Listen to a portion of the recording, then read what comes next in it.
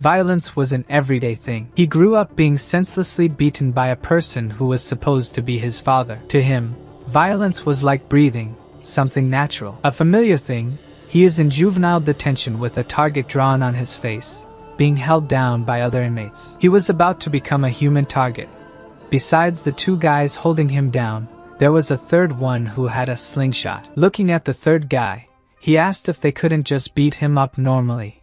He didn't think they needed to do that. Aiming with the improvised slingshot, the inmate asked if he didn't want to get hit and become a target for his amusement. That man was Kim Sung-ho, sentenced to 2 years. He said he thought the MC needed a lot of money. Kim also said he knew he was doing anything he could to make money up to that point. That, even in the cold, he shoveled snow, earning 300 won for it.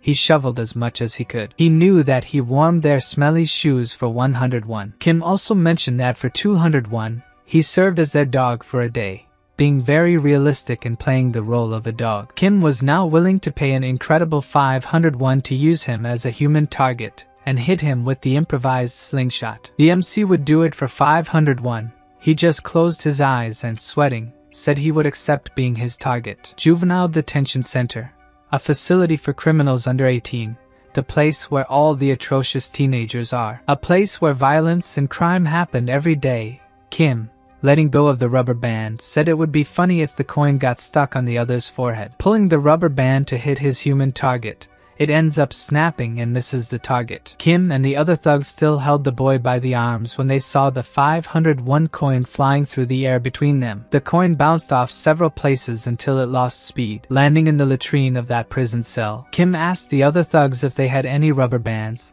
and one of them replied that rubber bands were rare around there. The leader of the inmates said that Cha Ju-young, the boy who did all kinds of work for money, was lucky not to get hit, and asked what he was doing, that he hadn't grabbed the coin. So the young man thanked the boss, thinking he was lucky even that day. Kim thought better of it. It would be too easy to let this go. So he ordered Cha Ju-young to get the coin out of the latrine with his mouth. The boy, standing there looking at the coin in the latrine, thought about the reason he needed the money, to decide if he would have the courage. Even the other inmates thought the situation was a bit much and warned the boy that someone had severe diarrhea in there the day before. But he didn't care, diving headfirst into the latrine. It was embarrassing and disgusting to see that boy with his head inside the latrine, picking up a 501 coin. He was splashing stinky water everywhere and had become an absolute legend.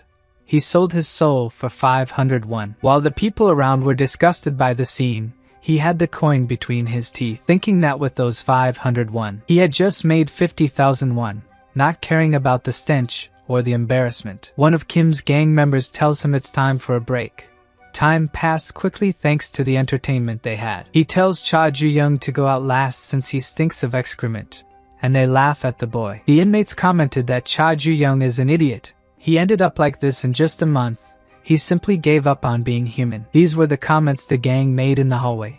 Remembering that Cha Ju-young was there, locked up for attempted murder, he was sentenced to 3 years in juvenile detention, but could get out early for good behavior. Kim says nothing beats money, and the inmates questioned why the guy was so obsessed with money. Maybe he owed someone. A prison guard announces, "Prisoner number 7199, you have a visitor." The MC asks who it was. The reason he was going through all those things to save money. He had an important reason for it. Seeing him, the girl was worried because his face looked thin, wanting to know what was happening to him there. Diyun was his childhood friend and asked if they weren't feeding him in prison or if he was getting beaten up there too. She calls him an idiot. She had already told him that the first impression is the one that stays. He should have at least poked someone's eye out. The MC asks seriously why she visits him so much. It's a waste of money.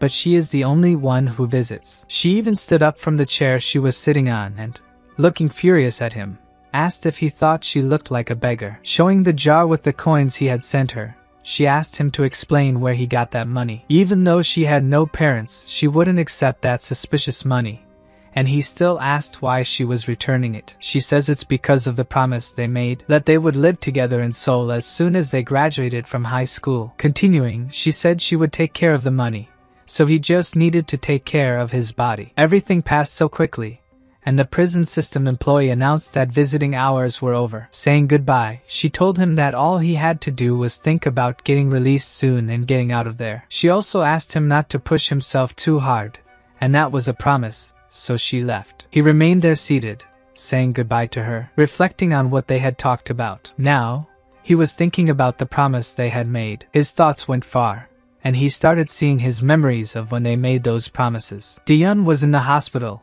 injured and with dirty clothes. The boy was apologizing for his father's behavior, who seems to be the reason she was in that state. His response takes the girl by surprise, making her push him against the wall, asking if he was kidding. That was not the time for him to worry about others. His father had been hospitalized because he threw a vase at his father, and if he didn't wake up, the young man would have trouble with the police. The MC says it's okay, considering the domestic abuse he had to endure. The punishment he would receive shouldn't be too severe. But during his trial, Cha Ju-young was sentenced to 3 years in prison. The MC was in shock when he received the sentence.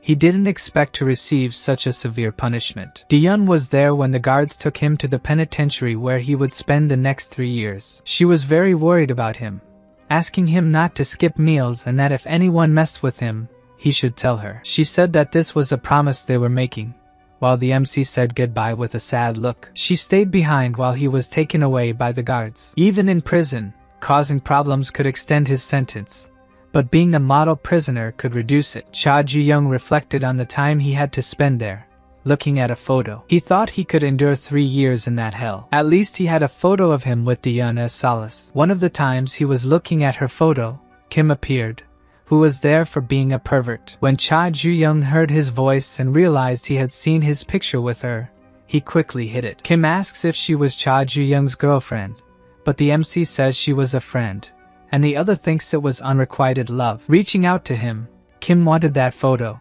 but the boy was unwilling to give it to him. Looking at the bully, the MC says that the photo wasn't his to ask for. Kim is impressed that Cha Ju-young refused, asking if he was really going to resist. Then the bully raises his hand to beat him up, but he suddenly stopped before hitting his target. A guard appeared, announcing that cell 36 would be receiving a new inmate. Kim even gave up on beating him, thinking he hadn't heard anything about a newcomer.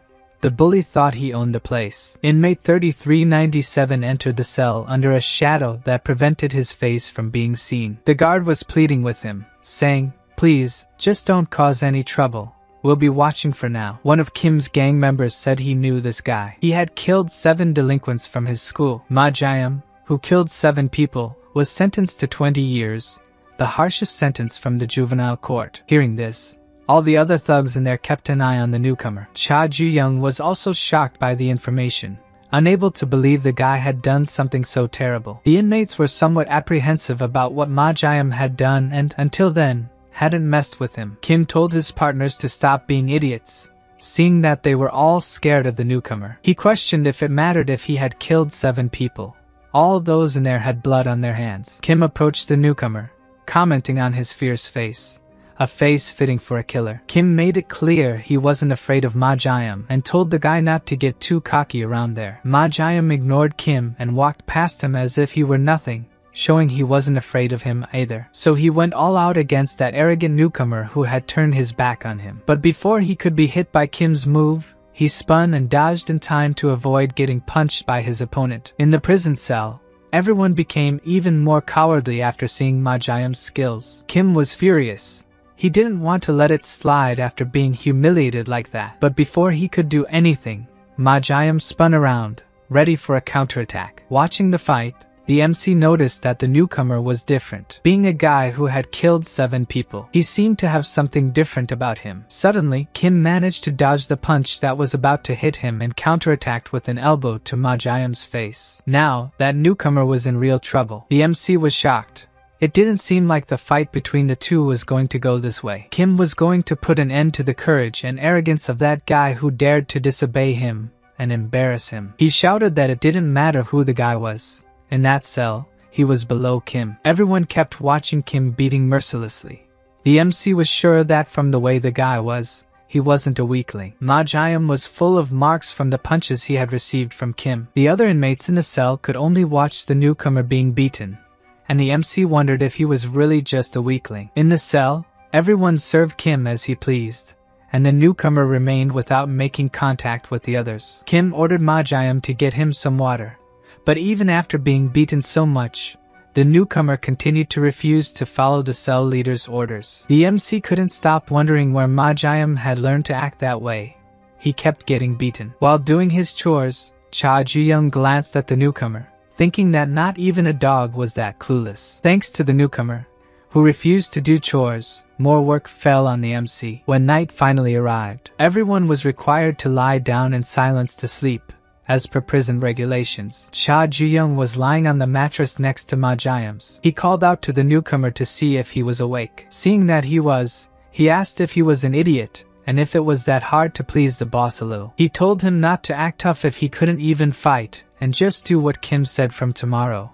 But he was interrupted. Ma-Jiam stared at him, asking how the MC could accept living so miserably, shocking Cha Ju-young, who must have thought the guy would just listen to his advice. The newcomer turned to the other side, and the MC became restless, as it seemed Ma-Jiam was trying to advise him. He ended up reflecting, unable to sleep, about living miserably. The MC thought if he would live like this, remembering seeing Dion on the ground and his father on the floor, he thought he would stay like this until the end, recalling when he fought back for everything his cruel father had done. Cha Ju-young would live like this until he could leave that place. On that day, it was very cold, and the girl was walking alone. Thinking that the MC had lost a lot of weight, she became worried, thinking he wasn't even eating properly. Maybe she should send him some food, considering that, due to his personality, he wouldn't talk about it, but he must be suffering a lot. Looking at the traffic light, she imagined that a lunchbox wasn't much,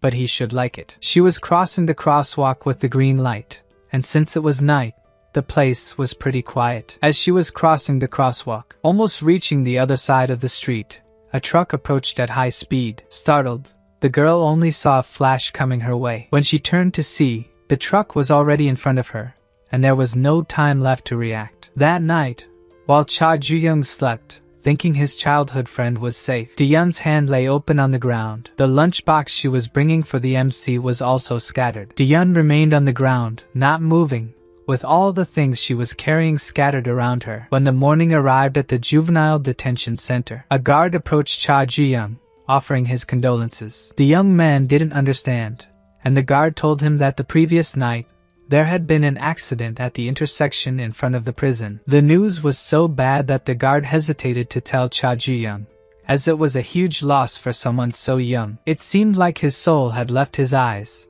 The news was too shocking. She was everything he had. The only reason he went through everything he did up to that point, the reason for being there, everything had lost meaning. Cha Ju-young remained sitting still, processing the news he had received. He was simply frozen there. Even Ma-Jiam noticed something was wrong with him. Kim arrived, yelling that he hadn't cleaned the bathroom that day, no matter how much he shouted. The MC didn't react, so Kim went all out against him, furious that he hadn't been doing his tasks lately. The bully, very angry, asked what was going on with Cha Ju-young, why he was looking at his girlfriend's picture without saying anything. Someone mentioned that there had been an accident in front of the prison and that girl was there, and Kim asked if it was serious. He mocked, asking if she was the girlfriend who used to visit, and why he lied, saying she was just a friend. And the jerk kept bothering Cha Ju-young, asking what the poor guy was going to do now that his girlfriend was dead. Realizing he wasn't being heard, Kim snatched the photo from Cha Ju-young's hands and said she was a waste for him. Kim continued and started an auction for the photo at the price of 500 won, a bargain. The inmates began to bid, with offers reaching up to 1,000 won. They asked if they would get the girl too, but someone said she was dead, and Kim shamelessly said he'd have a lot of fun with her. Kim and his cronies continued with their bizarre and unnecessary comments about the recently deceased. Cha Ju-young got up from the corner where he was while Kim and the others continued to spout nonsense. At that moment, the MC seemed like a totally different person. On the other side, Ma-Jiam was watching all the talk, without saying a single word. He was thinking about what he said to the MC the previous night, about continuing to live miserably. And Cha Ju-young's shocked face when he heard it, it seemed he had never thought that way before. He continued to reflect on that night. When the cell leader said he would keep the photo for later, A clenched fist appeared in front of him, landing a good punch in his face, well deserved. The punch the MC threw was so strong that it brought Kim down hard, revealing his true nature to everyone. Cha Ju-young remained completely silent after hitting the bully. It was shocking. No one in that cell expected to see such a scene, especially not from that boy who was bullied by everyone. The MC was still holding Kim's face, his eyes glowing with rage towards that man. Ma Jiam observed the deadly look of someone who used to be just a slave in their hands. He also remembered that during their tasks together, Cha Ju-young started talking to him about his life before that place. His father was the right-hand man of a little-known gang leader. Since he was young, he suffered domestic violence daily. But what could he do? Even if it was terrible, he had to endure it because he was his father. Cha Ju-young also said there was a time when he couldn't hold back. Inmate 3397 turned restlessly, wanting to know why the MC had retaliated, and the MC said it was when his father messed with his best friend. Back in the present, with his face all bruised, Kim cursed at Cha Ju-young, shouting for his subordinates to grab the MC and finish him off. Cha Ju-young said that, at least while being beaten by his father, he learned one thing. He learned how to fight, which is why he started hitting everyone in front of him. Ma Jiam didn't get involved in any of it. He just watched from a distance the reaction of everyone and a great commotion. In a short time, the room was filled with inmates lying beaten on the floor. One of them even told the MC he was wrong.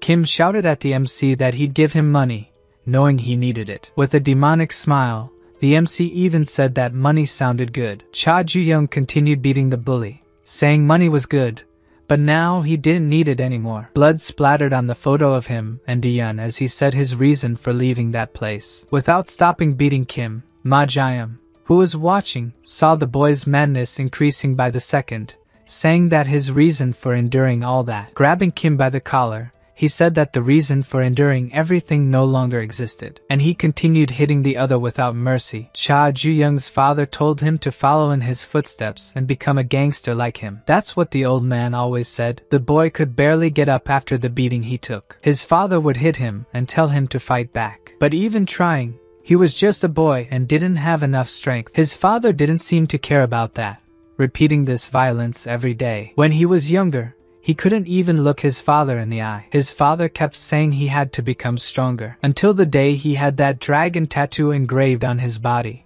That's what his father kept saying. The place young Cha Ju-young was looking at, it was those damn dragon eyes, running furiously toward his father, back in the juvenile prison cell. The guards arrived, shouting to know what was happening. When one of the guards looked more closely, his expression darkened. Cha Ju-young was the only one standing, while Kim and his gang were all on the ground, unconscious, and the place was covered in blood. Even the guards couldn't believe it when they realized it was that boy, who had been an example, a model prisoner until then. Asked if he was the one who had done all that, the MC didn't deny it. With his hateful look, he admitted it was him. Like all inmates who commit offenses, he was sent to the disciplinary room, a kind of solitary confinement in the juvenile prison. He spent his days looking at Diyun's photo, trying to believe what had happened, thinking it might not be real, remembering the good and funny moments he had spent with her, and how she made him happy.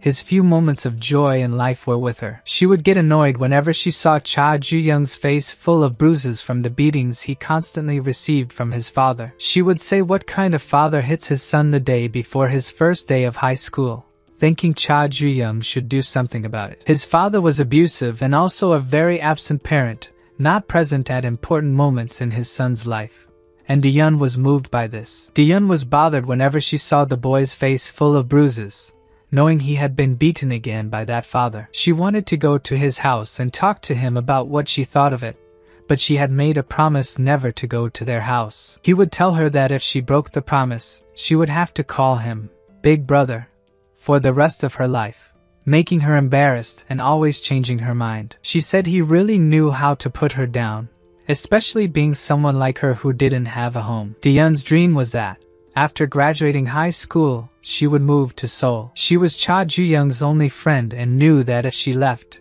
he would be alone. Diyun said she was tired of living in the damn orphanage and that suffocating neighborhood. Her dream was that when she got to Seoul, she would graduate from a decent university, get a job at a big company. Cha Ju-young would always hear her say that she wanted to drive a foreign car, carry luxury bags, and live in an apartment with a view of the Han River. He would even joke with her that she was very materialistic. She didn't care because she was. Those were her dreams. Since he didn't want to be alone when Dion left, they made a promise to go together and leave the orphanage behind. Dion made him promise that if he didn't, he would have to call her Big Sister for the rest of his life. People thought it was cute to see them together on the street, and asked to take a picture of the couple. The protagonist explained that Dion was his friend, but they still took a picture of them, and that was the only photo Cha Ji-young had of the two of them. The prison corridors were hearing a pounding sound. It was the MC punching the wall. If he hadn't come to prison, Dion wouldn't have had to visit him. He spent many moments punching the walls of that room where he was separated from the others as punishment for what he had done. No matter how much he punched the walls, his anger, guilt, and all those bad feelings didn't go away. Everything in his life until then had been very difficult, and the only thing he cared about was Dion. He thought that if she hadn't met him, she might still be alive, that it was all his fault. The guard called out to him, saying he was sorry for the unfortunate situation the boy was going through. He said he could no longer turn a blind eye to all this, and that he hadn't even touched his meal spoon since yesterday. The guard asked Cha Ji-young to relax and eat, but he remained lying on the floor, crying and saying to himself that he was sorry, as if he was asking Dion for forgiveness. In the cafeteria, rumors were already spreading about what had happened in Kim's dormitory. Ma Ji-young, who was very observant, was also aware of the rumors. He heard that the guy's name was Cha Ji-young, that he beat up everyone in the room and was sent to the punishment room. Kim, the dorm leader, had mocked his girlfriend, who had died in an accident in front of the prison, and he simply lost his mind. Hearing these rumors, he was with another guy at the next table. Staring at them, he stood up and walked towards them. He was pleased to hear there was a new dorm leader now, and suddenly he grabbed the head of one of the guys who was talking and slammed it into his plate. He asked what they were talking about without his consent and presence,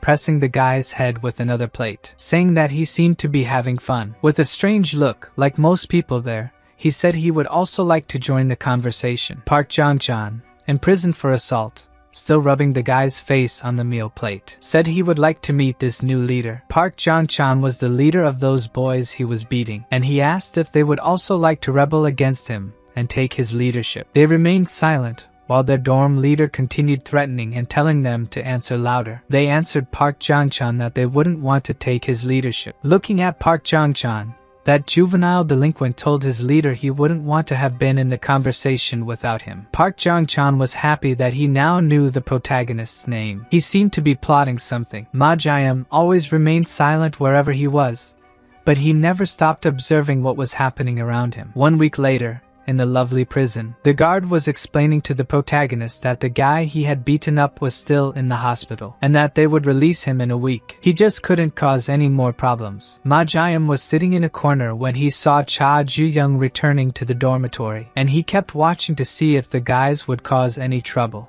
At first, everything seemed fine, with him standing inside the dormitory while all the other delinquents just watched him. The MC didn't seem like the same young man who once did everything for money. Ma Ji-young was thinking that Cha Ji-young had committed insubordination against the cell leader. It even crossed his mind that now, having done this, Kim's friends wouldn't leave him alone. As soon as the MC enters that place, one of the inmates insults him. One of them runs towards Cha Ji-young, but instead of trying to do something against the MC, they asked if they could do something for him, if he was okay. Ma Ji-young couldn't understand the situation. In that hostile place, the only thing that mattered was siding with the winner. Everyone around was asking if he wanted to rest after going through difficult times. Ma Ji-young remained neutral in that place, just observing the change in the inmate's behavior. He was taking notes in his notebook without saying a word, thinking that he had learned something recently. Ma Ji-young's notebook contained notes about everything happening around him. At school, his parents, appearance, grades, and many other factors are what matter. But there in the juvenile detention center, strength is the only thing that counts. Everyone was on a break in the yard, sunbathing, where most of the time the biggest conflicts take place. Ma Ji-young was in his corner, leaning against the fence, reading alone, when he was called by Cha Ji-young, who approached to ask a question. He wanted to know why he had done that, and Ma Ji-young asked what he was talking about. The new room leader recounts that day. The day Cha Ju-young was referring to was the day he tried to kill Kim, but he was stopped by Ma Jian, who grabbed him by the arm. Thanks to him, the MC was prevented from committing another crime. Cha Ju-young says this doesn't make sense coming from someone who killed 7 people. Why did he prevent him from completing his revenge? Ma Jian didn't like to touch on that subject. He was remembering that day, the blood that stained his slippers. In a classroom, a voice asked why he had done that. Ma Jian was the only one standing in that place, with several bodies around him. He himself was wondering why the hell. In prison, everyone has their demons, and Ma Jian was no exception. As soon as he begins to talk about why he did what he did, his much-anticipated speech was interrupted by the arrival of Park Jong-chan, asking if that was Cha Ju-young. With a smug look, the convict says he thought the MC would be bigger. How could someone like him have beaten Ki Sung-ho?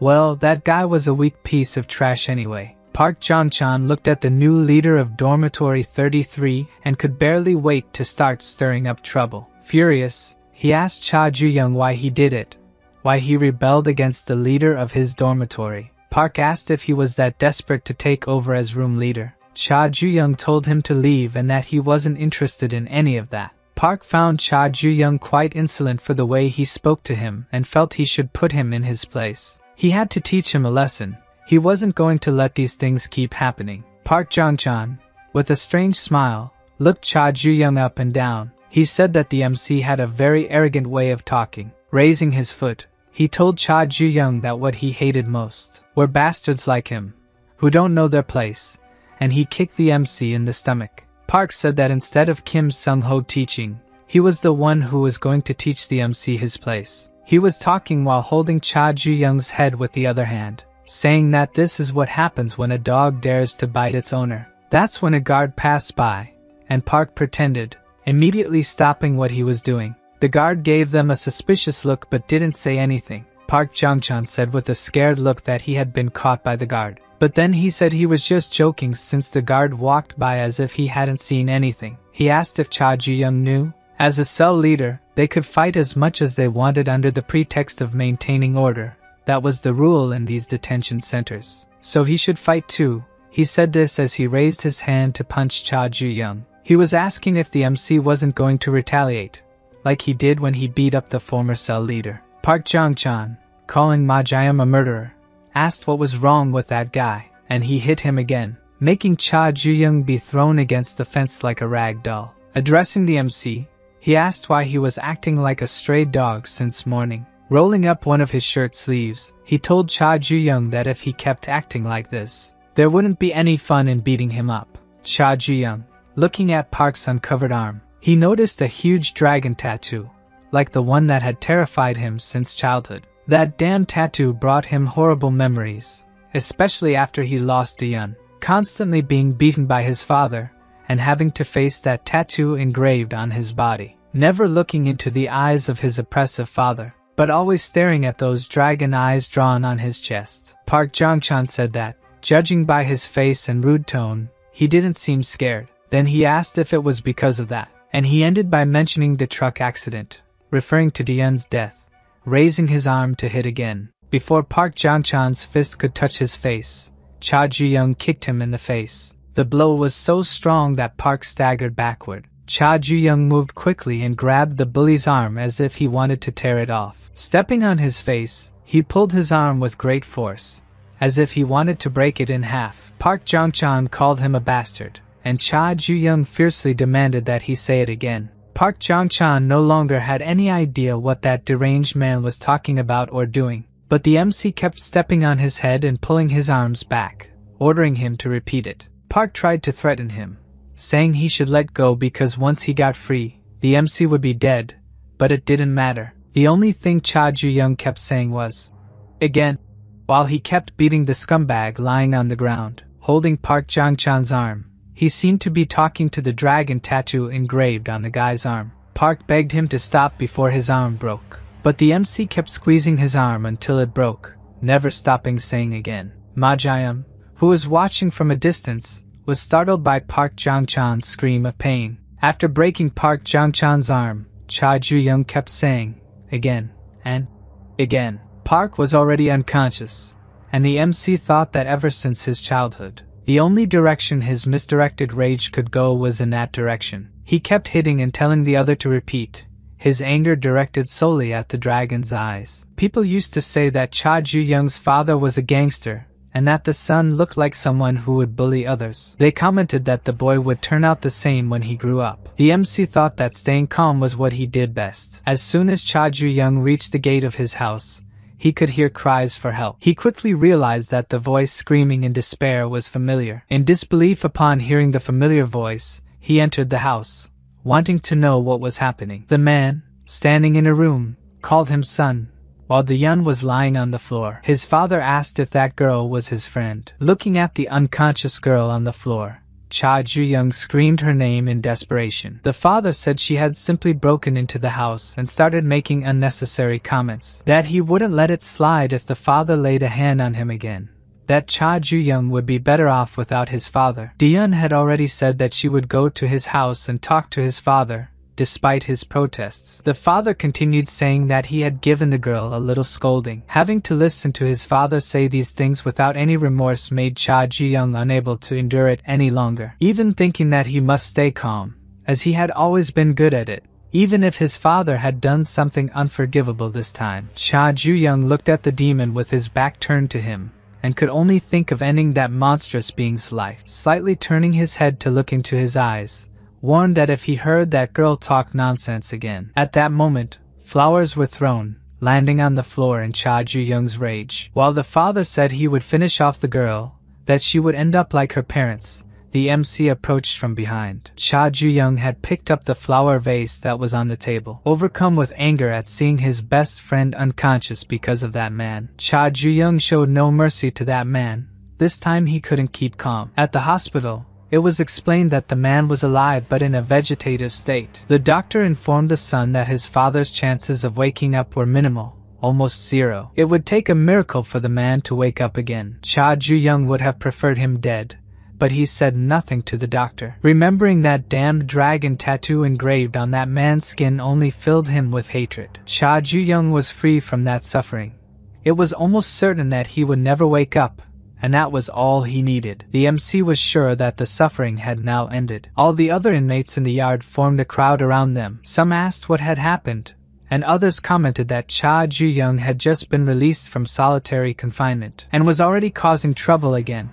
Park Jong-chan was lying unconscious with a broken arm. On his rival's arm was a dragon tattoo, the symbol of a respected gang. The winner of that fight was standing, staring at his fallen opponent. After the commotion, it was announced to the inmates that exercise time was over and they should return to their rooms. The inmates began returning to their dorms, and there were rumors that Cha Ju-young had gone mad. There was a person looking out of a window, commenting that there was a lot of noise outside. That's what you expect from a place with many hot-blooded youths gathered, another commented. Anyway, he was glad to see his visitor healthy, as he was recently released from the hospital. Director Kwon Chang-suk informed the visitor with a smile that if there were any problems, he could let him know. Kwon Chang-suk took the opportunity to ask his visitor who he was there to meet. The man seemed pleased with the fight scene he had just seen. The dorm cells had been locked. The inmates confined in them, in dormitory 33, all remained silent and seated. All of Cha Ju-young's roommates were discreetly looking at him, waiting for some reaction. Ma Jae-yum was sitting next to the room leader, looking at him while taking his notes. He was always observing everything and jotting it down in his notebook. Ma Jae-yum wrote in his notebook that he thought he was sharing a cell with a total lunatic, until he was interrupted by one of the guards calling for inmate 7199, Cha Ju-young. The guard asked prisoner 7199 to come to him as he had a visitor. These words caught the leader off guard. Walking with the guard, they were in the corridor heading to the visiting room, both walking in silence. The prisoner, while walking, kept wondering who it could be, who would visit him. He had no one. His mother ran away when he was young, and his relatives avoided him. So who could be there to see him? The MC was distracted by these thoughts until he realized he was being led to the director's office. As the guard opened the door, he was shocked as to why he was there. Inside, a man was waiting for Cha Ju-young to enter. A voice said that it had been a long time since they last saw each other. Upon hearing the voice, the MC immediately recognized it and went into shock. When he entered, he realized what it was about. It was that man, the reason he was in that juvenile penitentiary. And now Cha Ju-young was seeing him there, and hearing his father say how good it was to see him so lively. The only thing he could think was how this was possible when the doctor assured him he would wake up only by a miracle. Cha Ju-young could not believe this was real. Cha Kong-ryung, Protagonist's father, was alive and recovering, sitting in the director's office. It made no sense to him. His father was there, alive, right in front of him. He was the last person he expected to see again. Approaching the shocked MC, director Kwon Chang-suk placed one of his hands on his shoulder, saying that he must be very surprised to see his father in front of him. Continuing, the director said that his father had woken up in the hospital not long ago, and it was like a miracle. The director also told Cha Ju-young that this was a blessing, to have his father well. The MC only remembered the doctor saying he was sorry and that the chances of his father waking up again were almost zero. The boy was furious to see him. When the chances were minimal, how did he wake up? How was he still alive? Cha Gang-ryung, speaking to his son, said he could not believe it. The one who put him in that state, even though he was the right-hand man of an organization all his life. It wasn't one of his enemies, not even the police, but rather his own son, who had the opportunity to catch him off guard and put him in a coma. Cha Gang-ryung continued, saying that when he opened his eyes and found himself in a hospital, he was deeply saddened. He was bursting into tears as he said this. He said the tears represented how sad he was with his son. Cha Gang-ryung concluded that, as a father, he really wanted to see him. A guard handed him a handkerchief to wipe his tears. The man still said that he loved Cha Ju-young. Cha Gang-ryung, looking at his son, said that there would be nothing he, as his father, wouldn't do for him. He continued, saying that he had no choice but to kill her. At that moment, his son's eyes widened. Cha Gang-ryung narrated that the girl was caught completely by surprise, with the headlights of a truck coming at high speed toward her. With the impact, the lunch boxes she was carrying were thrown, scattered near the girl's body. Even after the accident, Daeun was still alive, despite being injured. Then Cha Gang-ryung appeared on the sidewalk near her. He said that she even asked him for help when she realized someone was approaching her. But he just watched her without saying anything or getting closer. Then he approached, making the girl realize in shock who he was. He stared at the dying girl on the ground, until he asked her, who was in shock, if she was seeing a ghost. He also said that he threw back at her the words she said when she visited them, asking if it wasn't better for the MC not to have a father like him. He told her that this was how much parents were willing to do for their children. Then he just watched the life leave the girl's body, reflecting that despite saying all that to her, that the last words she heard were his,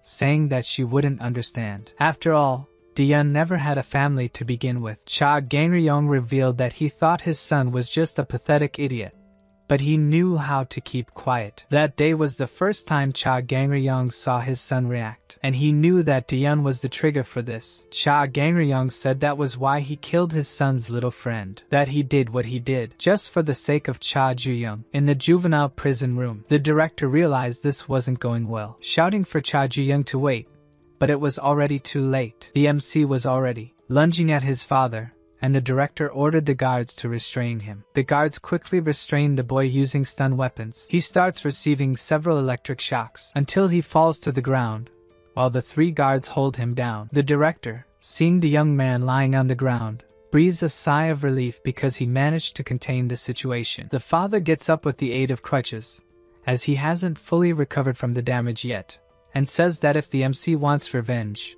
there's only one way. His father says that some of his members are in this prison. He said that right now, they were just rookies who had just gotten their tattoos, but one day some of them would become pillars of the organization. He told his son to prove he was the best among them by taking control of this juvenile prison, and if the gang recognized him, someday he might be able to kill him. Facing the organization, the Celestial Dragon. With that, he could achieve what his father never managed in life, and that would make his father's life complete and fulfilled. After all this, he smiles like a sadist and starts to leave, telling the director to take care of him. The guards notice something is wrong, but when they try to say something's wrong, the director interrupts asking what the hell is happening now. The protagonist has removed the shock cables with his own hand. As his father turns to see what he is doing, Cha Ju-young yells that he's going to kill him right now. The guards, upon seeing the scene, were stunned. The director, on the other hand, panicked, realizing the guards would be unable to subdue the young man in time. Cha Ju-young, meanwhile, charged toward his father, intent on striking him. He remembered everything his father had just said about having to take over a gang to kill him. He wasn't willing to listen to anything anymore and was ready to kill the man. But before he could touch his father, someone appeared and held him back, asking the MC for forgiveness for his rudeness, addressing him as "Young Master." The person grabbed the MC's head. Then he slammed it into the ground, showing he was far from weak. The guards, still watching everything, were increasingly impressed. Pressing the boy against the floor, the person who attacked him said it was his duty to serve his boss, meaning he was protecting Cha Ju-young's father. Despite his power, he noticed a strong resistance coming from the boy on the ground. He was impressed with MC's strength. He was holding on with just the strength of his legs.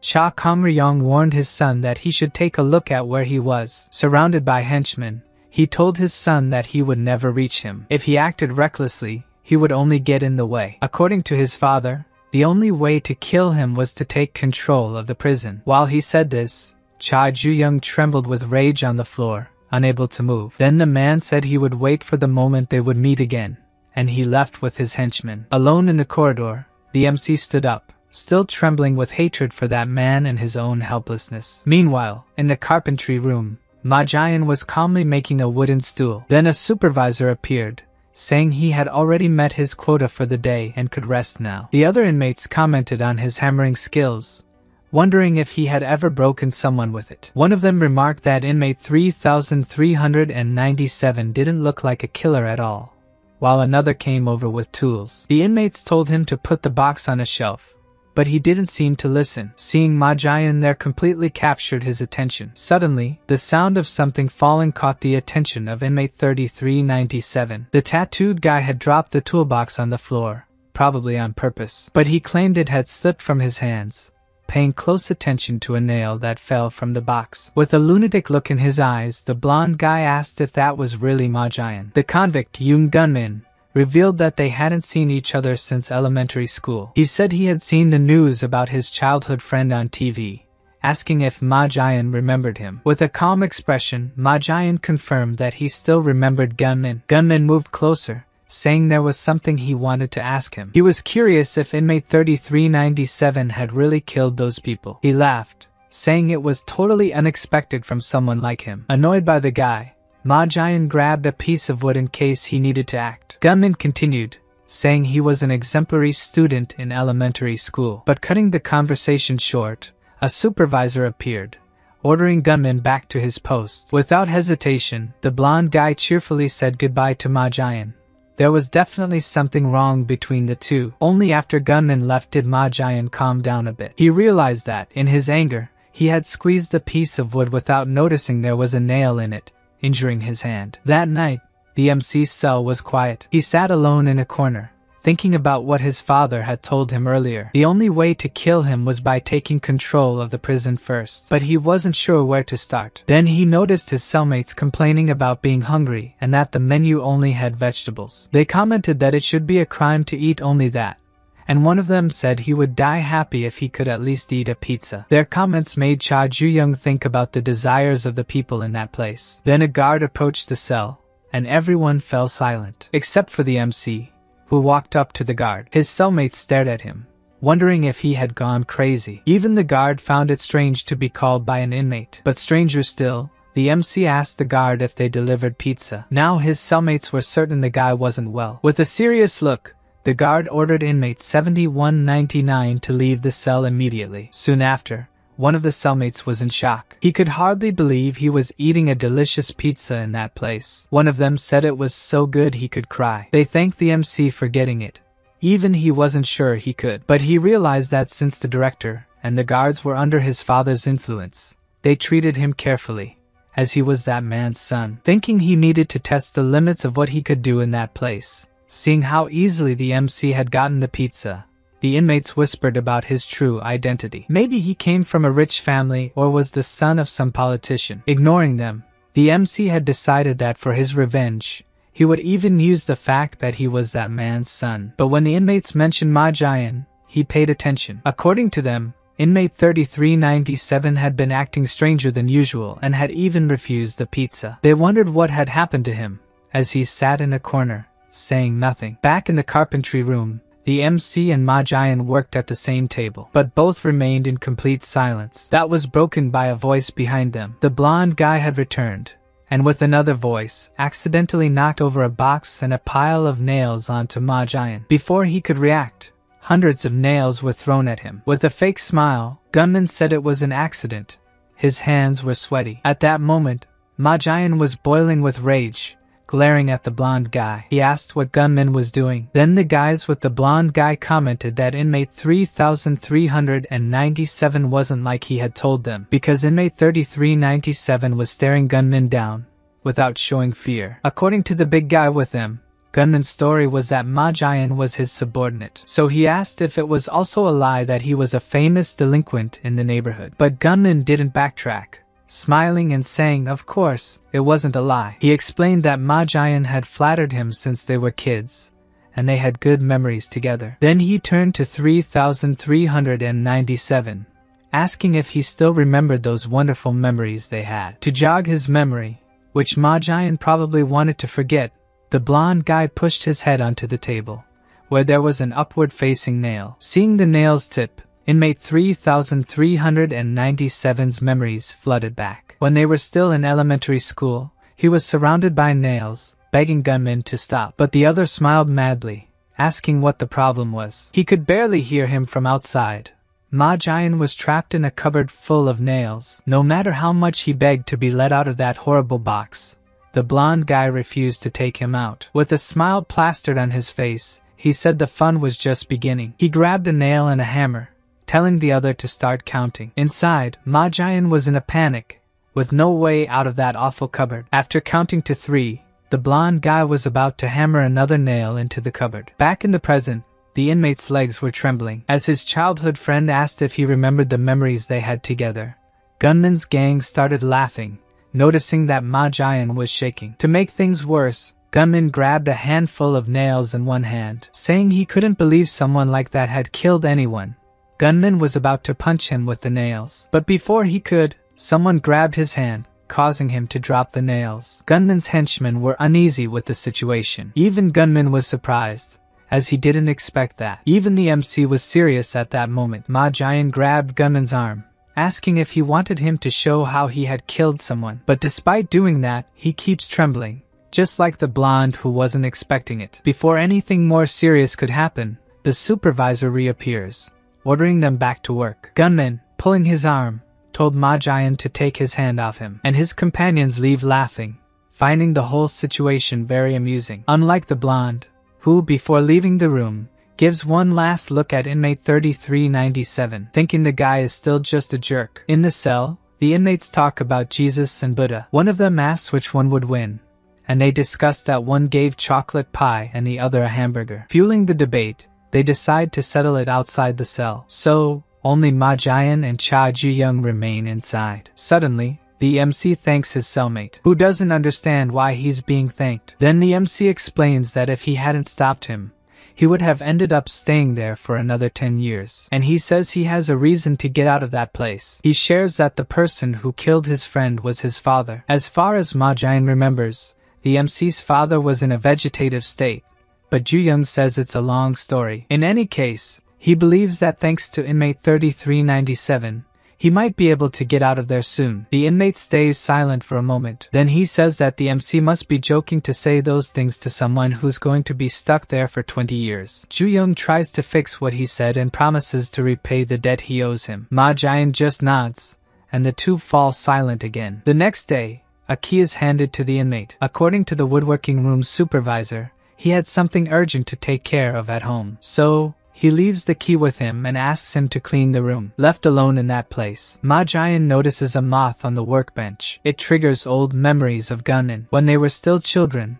the blonde showed him a butterfly. In fact, there were several of them preserved in a frame, and gunmen proudly displayed them. But for Ma Jian, who didn't like insects, they were all disgusting. He was his first friend, and despite not liking insects, gunmen kept showing them to him. At school, the other boys talked about how strange he was. Because he collected insects, they thought he was disgusting for that. One of them even asked if gunman was going to eat the insects. Taking advantage of their numbers, the boys were about to force the blonde to eat them. Before they could do it, Ma Jian appeared, telling them to go back to their seats. As he was the class representative, the boys were wary of him. They apologized and left the room. Then the young boy went to check if his friend was okay. Despite being mistreated by the boys, gunman cheerfully chatted and invited Ma Jian to his house later. Then a few more boys appeared, calling for him. As they insisted that Ma Jian play soccer with them, he eventually agreed, leaving the blonde behind, who noticed they were drifting apart. The following year, they ended up in different classrooms and saw even less of each other. In the hallways, Ma Jian heard rumors about his classmate. They talked about how he was being tormented by bullies and that he was getting beaten up. Upon hearing that the boys had taken gunmen to a storage room, the young man rushed over, thinking only of helping his friend. As soon as he arrived at the place, tired from running, he asked where his friend was, and the bullies teased him, not revealing where gunman was. But suddenly, a familiar voice came from behind him. It was gunman, saying he was right there, scaring Ma Jian. Not only that, the blonde pushed him into a cabinet. He was in shock since he thought his friend was being beaten by those bullies. Not understanding anything, he asked what was going on, but gunman told him to shut up, forcing him inside the cabinet. Finally, he managed to stuff poor Ma Jian inside and lock the door. Behind him, the bullies mocked, saying the young man had finally caught a bug. It seemed that the blonde had to capture someone special if he wanted to join the group of those guys. Locked inside, Ma Jian screamed, trying to understand what was happening and why.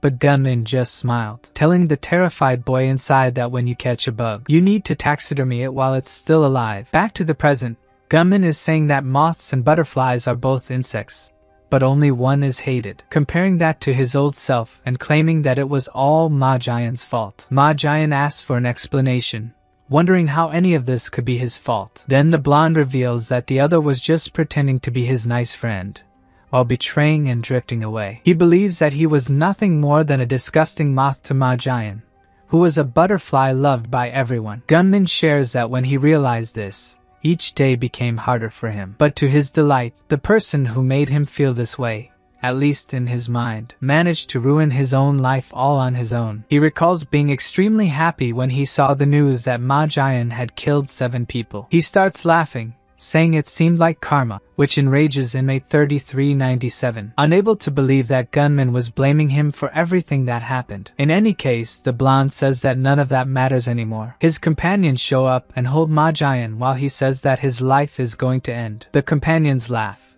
saying they knew their leader wasn't normal the moment he overpowered the supervisor. But that wasn't all gunman had planned. He wanted to lock his friend in a cabinet once more, to taxidermy him like an insect. Seeing the cabinet, Ma Jian knew what was coming and panicked, trying to escape the guys holding him. But he couldn't avoid being shoved inside. While the blonde kept repeating that it was all his fault, Ma Jian tries to act tough, saying he won't fall for the same trick twice. But this time, he wasn't alone in there, and he soon realized that the lunatic gunman had placed hundreds of his beloved insects inside with him. Outside, that maniac asks if Jian liked the surprise, but since he hears nothing from inside, he loses some of his enthusiasm, wondering if the other wasn't responding because he was using all his strength to hold himself together inside. Even the henchmen are impressed that the inmate is managing to endure being in such a place. One of them asks if gunman had felt sorry for that murderer, but the lunatic retorts that it was nonsense, even making the henchman admit that he was insane. For gunman, it had only just begun. He wanted to make Ma Jian scream in there until his throat exploded. Suddenly, the MC appears in their midst, questioning what the blonde was planning to do. The inmates are surprised, not having noticed the guy sneaking up behind them. Grabbing the first one by the shoulder, the MC asks if that was how the blonde planned to make his friend scream. Angry at seeing his buddy get caught so easily, another henchman runs at Ji-young, trying to hit him, but all he gets is a kick to the face. Seeing how 2 of his companions fell so easily, gunman and the remaining henchmen are in shock. From inside the cabinet, Ma Jian hears the MC saying that he will repay his debt to him now. In Cha Ju-young's cell, one of the inmates asks where Ma Jian is, and another says that a supervisor called him to the carpentry room. The MC overhears them saying that the inmate was called to help clean the room, which seemed very strange given the time. Sensing that something was wrong, Cha Ji-young stands up. He calls for a guard who was passing by in front of the cell. Seeing that it was the warden's protege calling him again, the guard questions what he wants this time. The inmates get all excited, thinking they're going to get food again. But instead, the MC tells the guard to open the door. This shocks the inmates. No one would have expected a prisoner to ask for such a thing. Even the guard can't believe what he just heard. Back in the carpentry room, the MC is telling Ma Jian that he will pay off his debt with what he's about to do to Gunman, who has already had most of his comrades defeated. The remaining big guy asks if he is Cha Ji-young, the man causing a big stir in the prison lately. Knowing this instantly changes Gunman's posture. He says he wasn't sure when he saw the MC with Ma Jian earlier, but now he understands everything. Asking if the two are close, Inmate 3397 listens to this with apprehension from inside the closet. The blonde guy starts saying that Ma Jian had a very reliable friend. Sneering, he says he wishes he had a friend like that, and the big guy laughs, sensing the other's rude tone. The big guy reveals that he thinks the MC is very loyal, which is why he likes him. He moves toward the MC to punch him, asking if he doesn't want to be friends with him too. But suddenly it's as if the guy has lost all his balance. The MC manages to flip the big guy almost upside down, slamming his head into the ground. Looking at the guy lying on the ground, he says he'd rather die than be his friend. Next in line for a beating is the blonde guy, who's already trembling all over. But first, the MC questions why he did what he did, claiming that what he did crossed the line. Gunman then shows his insane side again, questioning if the MC is joking with him, talking about limits. According to him, thanks to the traitor Ma Jian, he suffered a lot, as if the other had pretended to be his childhood friend, while plotting behind his back, dragging him down, and biting him like a snake. The blonde guy warns that the MC should be careful when he's with that friend. At that moment, the big guy who wasn't defeated appears right behind Cha Ji-young. Grabbing the MC by the neck, he says he wasn't going down that easily. Squeezing his throat tighter, he says he was preparing for this moment. Facing them, Gunman encourages the guy to break the MC. The big guy asks if the MC has now changed his mind about being friends. This guy must really need some buddies. Inmate 7199 didn't want to get out of the grip that way, but noticing the guy's enormous hold, he had no other choice. It was better for the big guy to say goodbye to his finger. But before he can do what he plans, Gunman rushes towards him. With a fierce expression, he reminds him that he's also part of this. This makes the big guy praise him for being a great friend. The MC, who is fighting this unfair battle, is on the verge of running out of breath. Then a voice orders them to let go of Cha Ji-young. Ma Jian wrapped a chain around the guy's neck and orders him to release the MC before he breaks his neck. Without understanding how inmate 3397 ended up there, Gunman is shocked for a moment. He turns to the closet, trying to figure out when his opponent got out. Then he remembers that when the MC kicked one of his buddies into the closet, the lock must have broken. The blonde guy barely finishes the thought and takes a kick to the face from the MC. If Ma Jian had taken any longer, he wouldn't have held out. Despite the big guy complaining that his neck hurts a lot, inmate 3397 doesn't stop pulling, while the crazed blonde continues urging him to pull harder. The MC looks worried about what his colleague is doing. He warns that if the big guy keeps pulling the chain, he'll break his neck. If the guy doesn't relax and stop pulling, he won't survive. In his pitiful state, he finally stops pulling, and Ma Jian releases the chain, letting him fall face first to the ground. After having put in so much effort, he is clearly exhausted. But looking at Gunman, he knows it's not over yet. As soon as he starts walking toward him, the blonde guy starts begging him to wait. Playing the victim, he has the nerve to say it's Ma Jian's fault that all this happened, that it was all in self-defense, and he did nothing wrong. But just from inmate 3397's terrifying aura, it's clear he doesn't think so. The blonde guy gets so scared that he falls on his back. He even bows with his face pressed to the ground, saying he's sorry and still begging for forgiveness. Gunman grabs Ma Jian's feet, desperately claiming he must have lost his mind. He keeps begging, calling himself a stupid loser, and that this should just be seen as another mistake. But inmate 3397 denies it, saying he never thought of Gunman that way. The blonde guy continues sweating in fear, not understanding. Then Ma Giant says that Gunman's selfish illusion has already ruined his life, and there's no changing that. After killing 7, he's already decided what he's going to do with his little friend. Walking past him, Ma Giant reveals that he doesn't hate him that much anymore, because he knows they were friends. Hearing this leaves Gunman expressionless, remembering their childhood together. It was absurd. Ma Giant was nothing more than a naive fool to him, and just as he starts thinking about what he's going to do to him, a foot approaches his head. The blonde guy takes a massive beating, leaving him sprawled on the ground. The MC, responsible for it, says that now their debt is settled. Back in the cell, the MC catches Ma Giant's attention, questioning if the guy is an idiot, which already irritates him. Then the MC explains that even though the guy had killed 7 people, he was still scared of that weakling.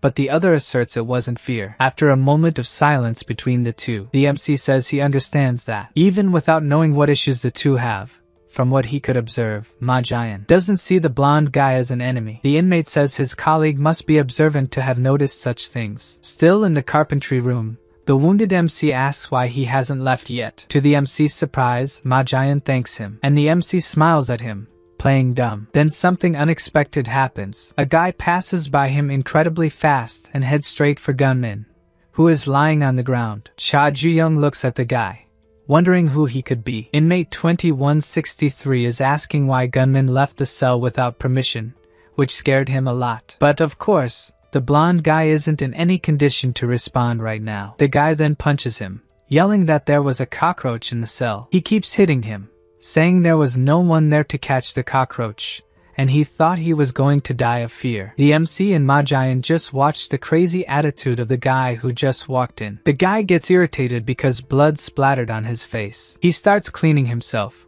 worried about germs and saying he hates getting dirty. Then, he grabs the MC by the shirt, but instead of attacking him, he starts wiping his face with it, asking if his face is clean now. The MC doesn't know how to react, and just stares at the lunatic. He tells the guy that his face is still really dirty. The guy's reaction leaves Ma Giant petrified. He charges at the MC, yelling if he looks dirty. Then a guard shows up, saying that if the job is done, he should return to his cell. Noticing there are more people there, the man asks what they were doing in that place. At that moment, the crazy guy focuses on Cha Ju-young's number and keeps repeating it non-stop. After all of this, the inmates are enjoying their free time, basking in the sun. Then the MC asks what's going on, as all the inmates from his cell are sitting around him. Gu Naomin responds that they are doing this because there are rumors spreading that the MC is really strong. And indeed, several inmates are commenting that the MC broke a guy's arm and beat up the cell's boss. If they stay close to him,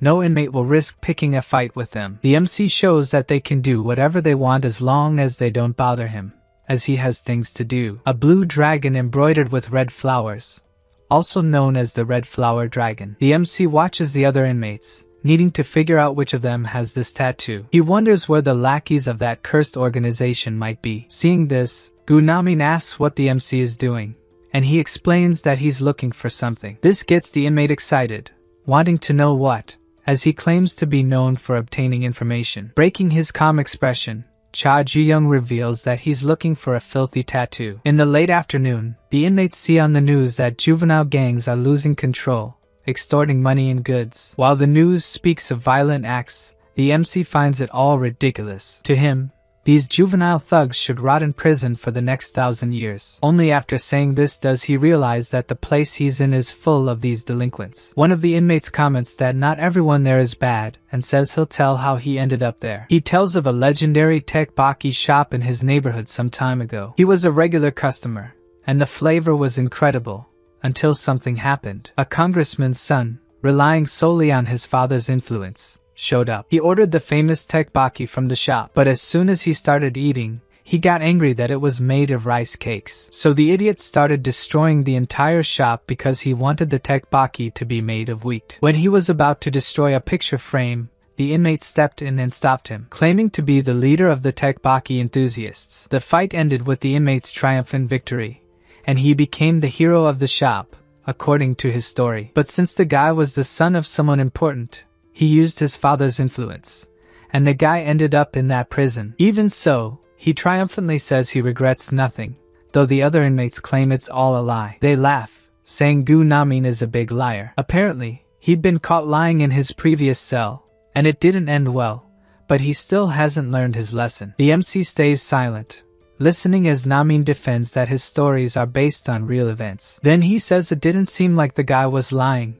even surprising the inmate with that statement. Using an analogy, he explains that aphids give sugar to ants, and in exchange, the ants protect them. To Namin, this was very similar to his relationship with the bullies. He always saw himself as the aphid that the bullies protected, and he's sure the real boss of that cell is Cha Ju-young. Luckily for him, the leader seemed to like him. He thought that if he could become the leader's right-hand man, his life would become much easier. Finally, the spring of his life would arrive. Namin laughed as he thought about this while tending the prison garden. Distracted, he didn't even realize he'd thrown dirt into someone's face. Someone he definitely shouldn't have. The guy kneels behind him, and only then does the inmate realize something is wrong. With a frightening look, the inmate asks why Namin did that, stating that it stinks. Seeing that inmate leaves Namin in a state of panic. He remembers being beaten badly by someone who said it was due to his lies and that they would clean his dirty mouth. Gu Namin already knew that guy and definitely wished he hadn't met him again. It was the boss from his old cell.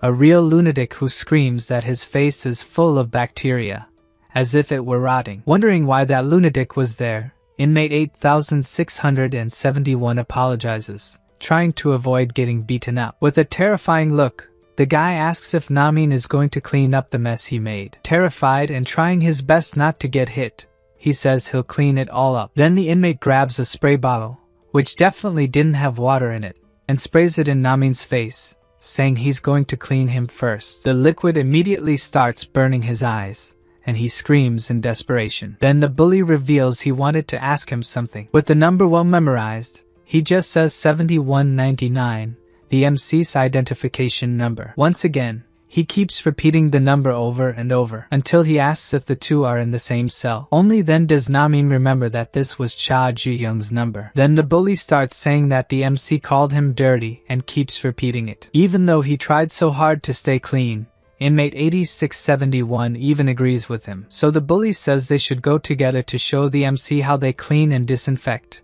And while saying this, he unzips his jumpsuit, revealing a dragon tattoo. Unaware of any of this, Cha Ju-young is doing push-ups in his cell. He's doing this while thinking about where those damned people are, referring to the guys with the dragon tattoo, unaware that one is coming after him. At that moment, Namin shows up, praising his muscles. He offers him some grape juice for his hard work, which even the MC finds suspicious. But either way, he accepts the drink. Before drinking it, he looks at the cup with purple liquid, which is definitely not juice. Then he asks who gave this pesticide to Namin. In his old cell, the inmates had held him down and put a funnel in his mouth, while the leader asked why he had done that. The big guy who ran the cell was furious, saying it was due to inmate 8671's lies that he got so dirty. He said he was going to clean Namin's dirty mouth, holding a bottle of cleaning product, wanting to disinfect him. Afterward, the bully panicked, not knowing what to do next. That first cell Namin was in was a true hell,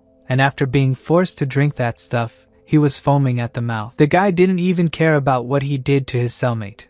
He only cared about the dirty floor, that demon. Back in the present, Cha Ju-young is questioning his colleague. He wants to know who gave him the insecticide. Cornered, Namin invents that he bought the product. Seeing the scene, the other inmates start commenting that everything seems quite suspicious. The MC repeats the question, wanting to know why the inmate gave it to him. Feeling cornered, Namin starts to wonder if Ju-young is beginning to suspect him as well, which wasn't surprising given the reputation he had as a liar. Unexpectedly, the MC raises the cup and starts drinking what Namin offered. Namin is stunned.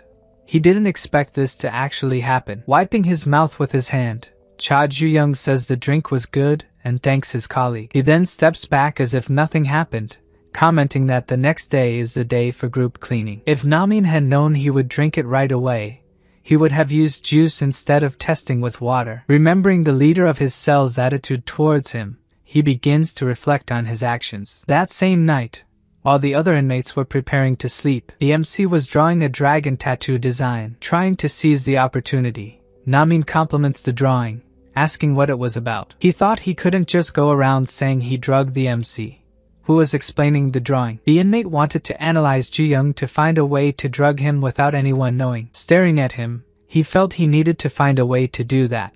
So the MC asks if he wanted to say something, since he seemed strange. But Namin covers up and says only that he was curious about something. He wanted to know why the MC trusted him.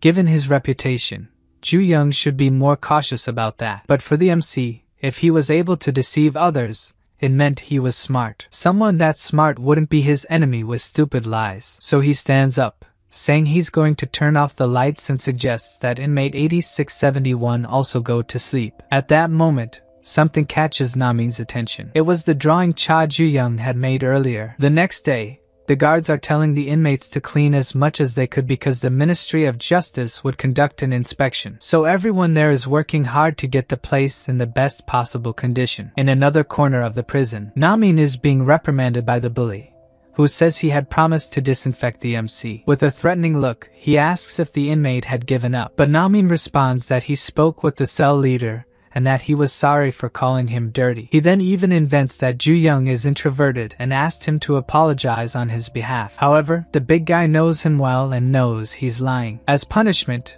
he punches Namin in the stomach and concludes that he won't forgive either this poor guy or inmate 7199. Shouting that he won't forgive him, he delivers another blow to inmate 8671, who was already on the ground, holding his head against the urinal with his foot.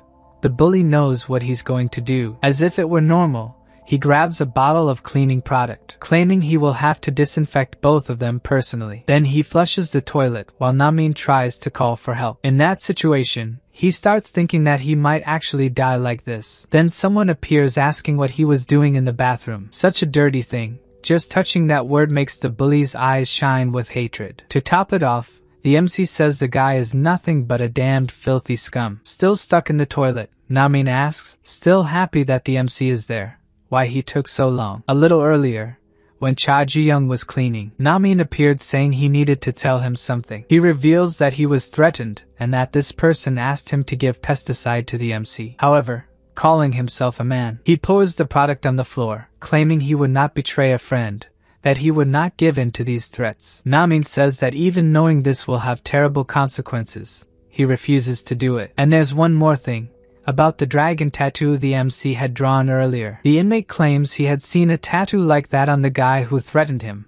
Now he attracted Ju-young. Namin reflects that just as the MC had referred to him earlier, he was indeed a smart guy. Back in the bathroom, Ju-young starts shaking his hand, saying he accidentally got it wet, which triggers the bully's cleaning paranoia. So he approaches, wiping his hand on the guy's overalls, starting to curse the MC, feeling infested with germs and frothing at the mouth from so much hatred. The bully starts shouting that he will disinfect him entirely, but the MC grabs him by the collar. He flips him upside down and slams his head against the floor. Seeing the dragon tattoo on his chest, Cha Ju-young is sure he found the right guy. On top of the bully, he asks if he was the one who threatened Namin to have him killed. Watching all this without having been able to get up yet, Namin thinks he was very lucky, because thanks to what happened, the MC is feeling free from guilt to beat this guy up. Some time ago, there was a rising star in martial arts. His signature move was grabbing the opponent by the abdomen and squeezing as if he were going to burst them. But in reality, that was a dirty tactic to block the opponent's hands, so they couldn't forfeit the fight. But after a certain day, no one ever saw that move again, because ironically, the star known for playing dirty had developed a terrible weakness for a fighter,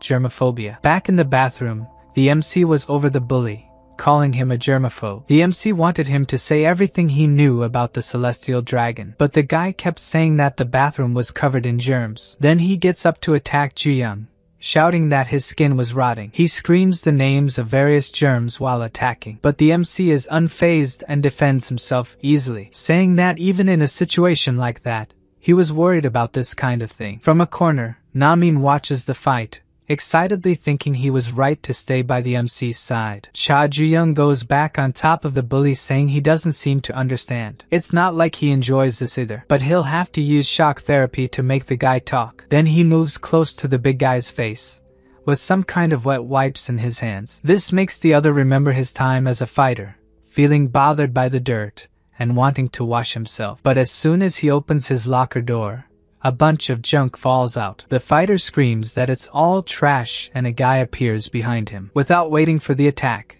he is easily thrown to the ground. His attacker says he heard that his germophobia was so strong that he couldn't even grab opponents. And since he's still lying on the ground, that must be true. The guy says he was mocked a lot after vomiting in the arena when they fought, calling the germaphobe human trash. He wants to shove a piece of garbage into the bully's mouth. This sends him into a panic, that dirty thing making contact with him. Then his opponent moves very quickly, just like what's happening with the MC at that moment. Despite all his disgust, the inmate manages to grab the MC and pin his arms like he used to do in his fighting days. For this guy, anyone who leaves him dirty deserves to die in the worst possible way. The pain of having his limbs squeezed is excruciating, and the other inmate assures him he's going to squeeze him until his guts explode. The MC is completely trapped, with no way to escape this guy. Namin, who's still watching the two, is starting to panic. Inside the bathroom stall, he tries to decide if he should help Ji-young, but looking at the two,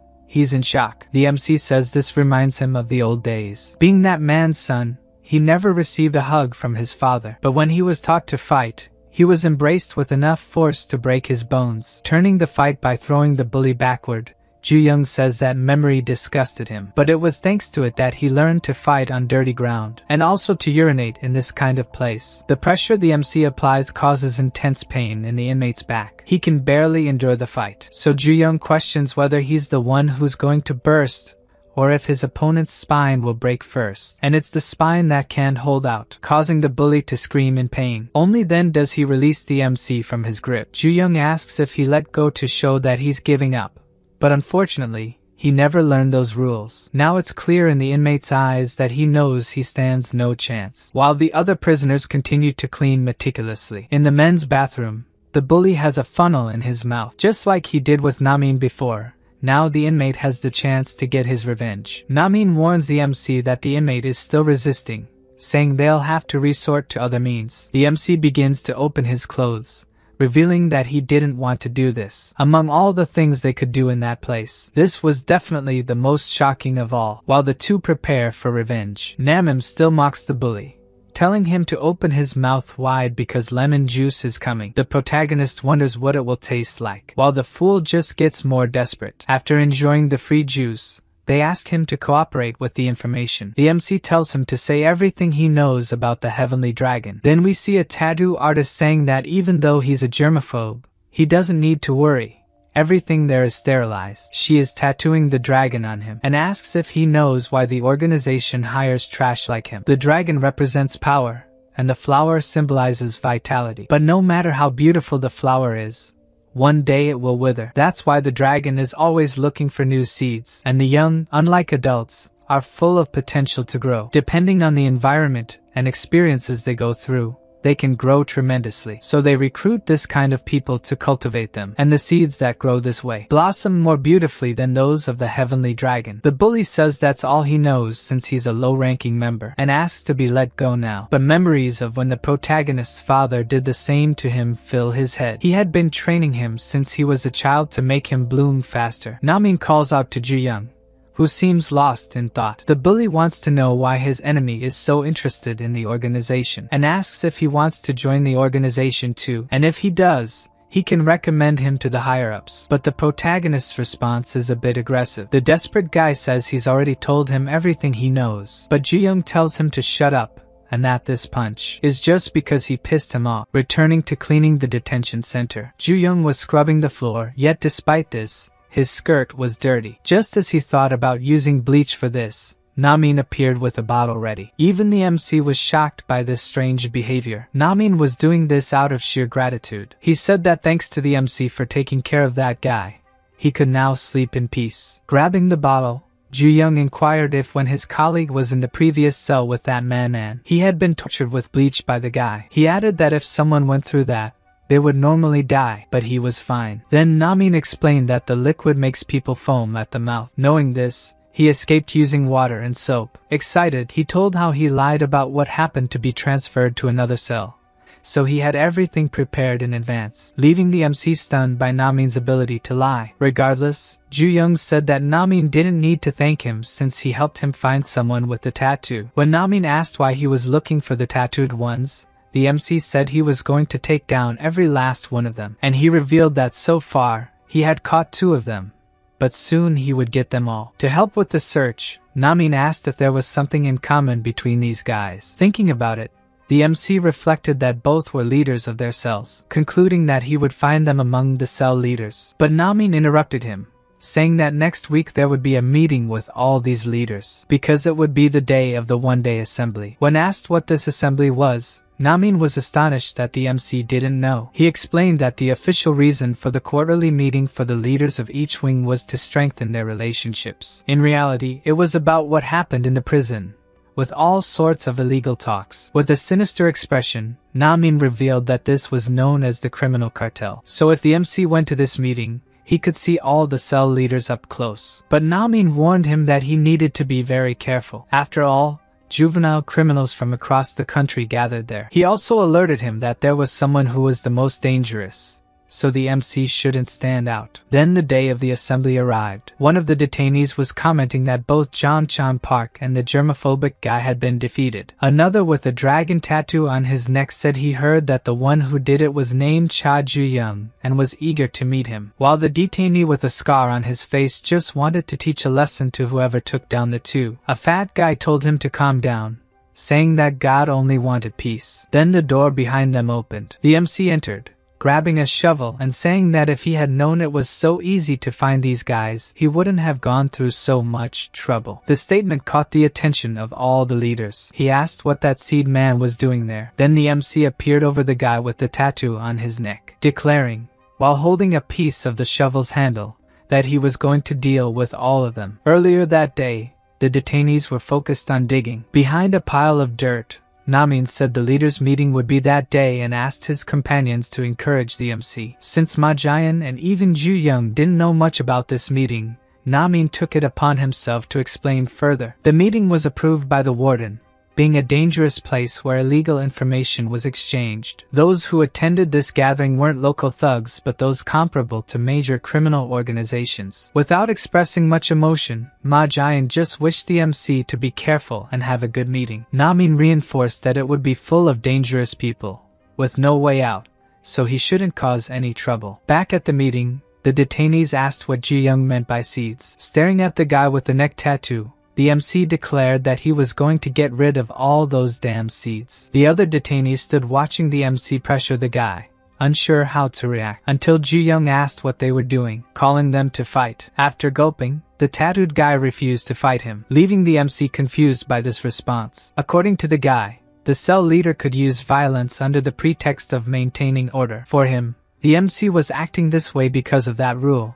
But he said he forgot the most important thing. In the 3 other fights he had with leaders and won, there had to be reasons to accept those fights. The tattooed guy explained that this was normally called justification and asked if the MC understood. Being direct, in this fight where there was no benefit for him, he had no justification to respond. Adding that despite this, the MC insisted on recklessly swinging his fists and disturbing the prison's order. At that moment, the MC's eyes widened as the detainee said that the other leaders wouldn't let him leave there alive, asking if Ju-young still intended to attack him. Totally surrounded, he understood that if he acted recklessly, he would end up being the target of all the other cell leaders. This was exactly what he expected it to be. If he turned everyone against him, the chances of getting out unscathed, and even taking control, would be minimal. His method was quite reckless, but at least the MC could confirm his theory. Putting his shoulders close to the protagonist, the tattooed guy asked if his bluff was over, knowing that Ju-young didn't intend to stab him. Just with these actions, the guy also realized that the MC was hostile toward the celestial dragon, calling him pathetic, someone who didn't know his place as he walked away. After that initial tension passed, a bespectacled guy announced to those present that the meeting was about to begin. First, he said that unfortunately, some people were absent. Exactly the 3 who had been beaten by the protagonist and couldn't attend due to their injuries. The religious one was the first to declare that it was a pity they couldn't go. Then the speaker declared that according to rumors, The one who caused this was Cha Ju-young, the newest leader of Cell 36. This made all the detainees stare at him.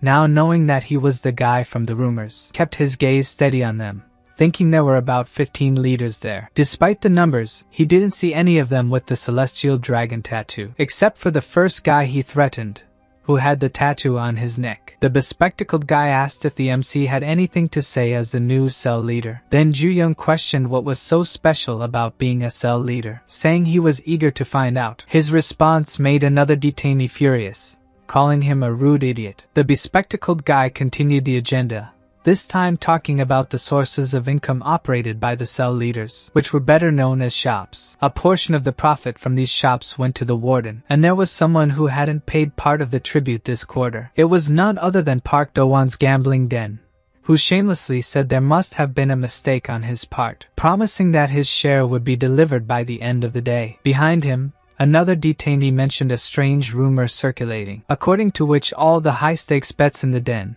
which were supposed to be based on trust and fairness, were actually just frauds. The white-haired guy said this while staring at Do-won. Do-won justified that everyone knew what would happen if he got caught doing such things, so he would never do that, and declared that if it was discovered that there was fraud in his gambling den, they were free to cut off his head. The meeting dragged on into the night with dull topics. In another part of the prison, a guy was begging for them to stop what they were doing. He was in a panic, playing cards and losing to other guys. In the gambling den, located in the auto workshop, there were those who, even sinking, didn't want to stop playing. Ji Yun-ho, the house dealer, asked if it was the guy's first time in the gambling den, saying that there, the games were simpler than in a regular house. He explained that each table had a different game, and since it was the guy's first time, he recommended the dice game, which was simpler. With a dark smile, he said it would be a lot of fun. Then Ju-young, the newbie in the house, wondered out loud if he would only play one round, thinking that dragging this out wouldn't be fun, remembering that Do-won said only he would get hurt if he tried to fight without justification. But that also meant, if it was the opposite, if he had justification, then whether he was beating him up or cutting his head off like Do-won himself had said, he could do whatever he wanted. So, he threw the dice hard onto the table, leaving Yun-ho shocked by what he had done. Then the MC revealed that he knew there was a magnet inside the dice and called them sneaky cheaters. The goal of a juvenile prison was to rehabilitate young offenders under strict management and supervision. But that was just what people knew. Ever since Kwon Chang-sik, the warden, arrived, it had become a den of crime filled with illegal activities. In the prison, there were sources of profit mainly operated by the leading detainees, known as shops. Part of these profits was given to the warden in exchange for receiving privileges that prisoners generally didn't have access to. Who could have imagined that a criminal cartel was being formed in a juvenile prison? The gambling den was one of these shops, where even detainees who had already lost everything kept wanting to gamble compulsively. For people like that, Do-won offered a solution. When they were desperate to play, even without anything left, he would show up saying he would offer a loan in exchange for a guarantee from that detainee. This act by Do-won, which might seem kind to these youths, made them addicted to gambling. Back to the MC's dice game. He asked if the dealer saw what had happened, questioning if having a magnet in the dice wasn't fraud. Right after saying this, he glanced around to see if the other prisoners noticed. Then Yun-ho approached the MC, asking what he meant by fraud. Then Ju-young finished breaking the dice to reveal the magnet, saying they were rigging the results. Now the other gamblers started paying attention, commenting that there was fraud in the house. The MC showed the magnet, asking if he was wrong, saying that Yun-ho manipulated the dice, and then chose what number they would land on. But the dealer tried to cover it up, saying that wasn't the case, trying to explain that the magnet was used to stabilize the dice's center of gravity. It was a kind of weight. Then he grabbed another magnet, saying that one was the real deal. As soon as the MC put the ball in contact with this magnet, the ball was immediately repelled, sticking other things to the object. The dealer claimed that was a real magnet. Seeing this, the other gamblers laughed, saying the MC must be broke to make up stuff like that. Then another house member showed up, offering new dice to start again. From a distance, Do-won just watched their conversation. This time Yun-ho got all excited, since the MC quickly lost everything he had. Ju-young thought something must be wrong, as he was sure there was a 50% Looking at the dice, he wondered if he was just having bad luck. Then the dealer said he had nothing left to bet, but the MC asked him to wait. But when he checked his pockets, there was only a piece of paper, and he angrily tossed it onto the middle of the table. Suddenly, the voice of another guy shouting that it was all a scam caught his attention. The guy was furious and violent, holding a screwdriver and yelling that he wasn't stupid. It was a scam. Trying to attack with the screwdriver, he screamed at another inmate not to give money to the house. At that moment, someone grabbed his arm, making him drop the weapon, and easily subdued him. Do-won calmed the guy down, asking if he had any proof that it was a scam. Held by the head, the detainee only said that the odds seemed strange, meaning he had no evidence. With a sinister look, Do-won said it would be problematic if he caused trouble there. Looking at the MC, he said that could affect his other customers. He assured the guy that he only restrained him as a safety measure, politely asking everyone to continue enjoying their games. The MC noticed how Do-won's simple attitude made everyone confident in the house again. Later, in the cell, Namin asked what Ju-young thought of the casino. He revealed, disappointed, that he had lost everything and hadn't gotten any evidence of cheating. Then he asked how things went for them, and they started rummaging in their shirts. As planned, Namin and Ma-jaeon had managed to steal some cards. They praised the MC's acting,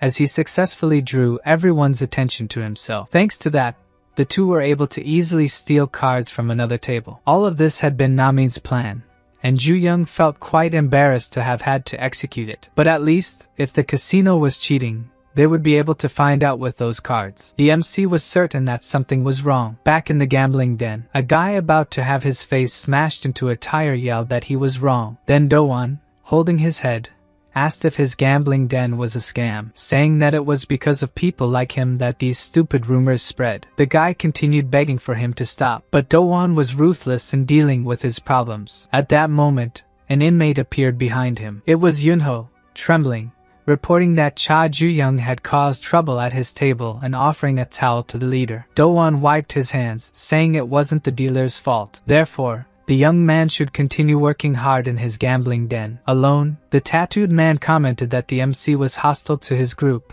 the Celestial Dragon. He didn't care if he was attacked, but if he caused problems in the casino, if he disturbed it again, there would be consequences. Meanwhile, Namin finally figured out what was wrong with the cards. He was the only one who could spot the difference. Pointing to a small corner on the back of the card, excited, there were 2 circles of different sizes, which weren't part of the standard design. With that mark, you could tell which card it was just by looking at the back. Finally, Ju-young's group had found the justification they needed. On the other hand, Do-won was planning to take him down if he disturbed his den again. One day, inmate Kim Jang-soo was released from that prison. As soon as he set foot outside, someone appeared calling for him. The man, dressed like a mobster, whom Jang-soo didn't know, congratulated him on being released. He hugged the ex-inmate, saying he had brought tofu to celebrate, and asked if Jang-soo had enjoyed himself inside. At that moment, Jang-soo recalled how much fun he had gambling inside. Seeing that the young man still didn't understand,